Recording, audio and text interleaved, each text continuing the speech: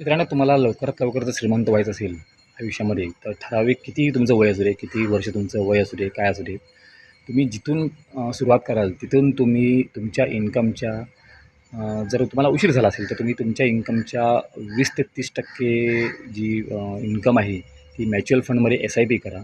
आणि ती एका पॅसिव्ह इन्कम म्हणून तुमचं जे वेगळं इन्कम असतं त्या इन्कममधून तुमचं कुटुंब चालवायचा किंवा तुमचं खर्च एक्स्ट्रा मनी इन्कम चालवायचा खर्च करा. थोडं कॉस्ट कटिंग करा, थोड्या वायफळ खर्चामध्ये. आणि तुमची इन्व्हेस्टमेंट SIPमध्ये करा. पुढील 10 वर्ष 5 वर्ष तुम्ही ही SIP जर चांगल्या रकमेची केली, तुमच्या इन्कममधील 20 ते 30% साधारण 4,000 ते 5,000 महिना, तर तुम्ही येणाऱ्या पुढच्या 5 वर्षानंतर तुम्हाला कुठलाही जॉब करण्याची गरज नाही आहे.